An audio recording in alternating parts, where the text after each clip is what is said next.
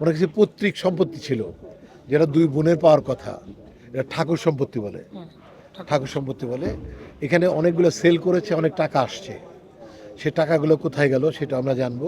তাদের সম্পত্তি বা টাকা আছে কিনা বা ছিল কিনা, তো এইগুলো আমরা উদ্ধার করব 3 দিনের মধ্যেই। বাড়ি সেল করেছে, কি আসছে, আদৌ ওনার কোনো টাকা ছিল কিনা বা আছে কিনা, বা টাকা থাকলে সেগুলো কোথায় গেল, টোটাল চিত্রটা ওনার কাছে আমরা কালেকশন করছি।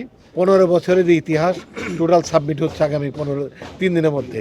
এটা আসলে সব কিছুই জানতে পারবো, পুরোপুরি আমি আমাদের ক্লিয়ার করতে পারবো। আমরা 3 দিন সময় নিয়ে সময়টা দিয়েছি ওনাকে, এই রিপন সাহেবকে, ইঞ্জিনিয়ার রিপন সাহেবকে। ইঞ্জিনিয়ার রিপন সাহেব আমাকে অ্যাকুরেট যা যা ঘটেছে লাস্ট উনি আসবার পরে, উনি এই বাড়িতে জয়েন করার পরে থেকে যা যা ঘটেছে সব চিত্রগুলো উনি দেবেন, এবং ওনার কোথায় কোন প্লট সেল করে কত টাকা আসছে, বাড়ি সেল করেছে কি আসছে, আদৌ ওনার কোনো টাকা ছিল কিনা বা আছে কিনা, বা টাকা থাকলে সেগুলো কোথায় গেল, টোটাল চিত্রটা ওনার কাছে আমরা কালেকশন করছি। তারপর আমরা ন্যায্য বিচার আমরা করতে পারবো বলে আমরা বিশ্বাস করি। এ ব্যাপারে আপনাদের কোনো কোশ্চেন থাকলে আপনারা করতে পারেন। ড্রাইভার ছিল এবং ওনার বোন ছিল, আপন বোন, ছোট বোন রঞ্জিতাদি ছিলেন, রঞ্জনাদি উনি ছিলেন। উনি কথা বলে গেছেন।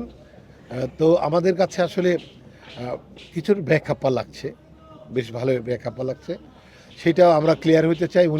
ওনাদের কথা আবার ওনারা নির্দোষ দাবি করছেন।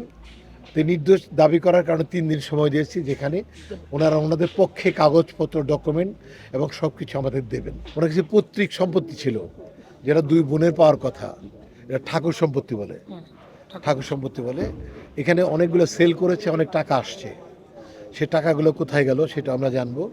এখন আমরা যেহেতু রঞ্জনাদি বলেছেন যে আমরা সব কিছু আগে উদ্ধার করতে চাই, যে তাদের সম্পত্তি বা টাকা আছে কিনা বা ছিল কিনা, তো এইগুলো আমরা উদ্ধার করব 3 দিনের মধ্যেই। আমরা টোটাল চিত্রটা পাবো।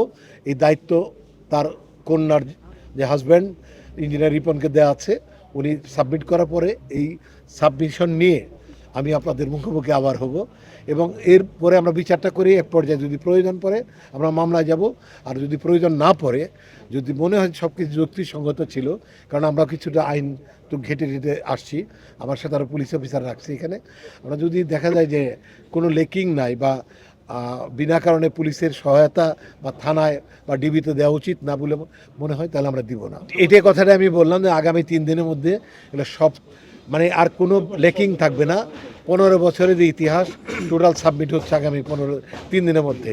টোটাল সম্পত্তি, টোটাল টাকা, টোটাল ব্যাংক লোন বা কোথায় কে গেছে, বা উনি পার্সোনালি কোথায় থেকে লোন করেছেন, সব আমরা জানবো আগামী 3 দিনের মধ্যে। আমি পর্যাপ্ত পরিমাণ চাচ্ছি তাদের কাছে, মানে ডকুমেন্টগুলো চাচ্ছি, দলিল, যে হাসপাতাল বা 3 দিনের মধ্যে যে ডাক্তার ডাকছিল সে ডাক্তারের সার্টিফিকেট, প্রেসক্রিপশন, এগুলো আমাদের লাগবে। ওনারা আঘাতের চিহ্ন, ওনার সুযোগ দিচ্ছি না, ওনাদের ইনভেস্টিগেশনে দিচ্ছি, ওনার তদন্ত না। ওনাদের কাছে আমি সাপোর্ট চাচ্ছি, যে যেহেতু উনি একজন কনভার্টেড মুসলমান, ওনার কেউ নাই, ওনার বাড়িতে ঘরে কেউ নাই, কাগজপত্র, দলিল আদি, ব্যাংক ড্রাফট বা ব্যাংকের চেক বই কিছুই নাই। আমরা শুধু এটাকে কি বলে আলামতগুলো সংগ্রহ করার চেষ্টা করতেছি। আলামতগুলো আনবার পরে আমরা যে কোনো ধরনের সিদ্ধান্তে যাব, সেটা আপনাদের নিয়ে।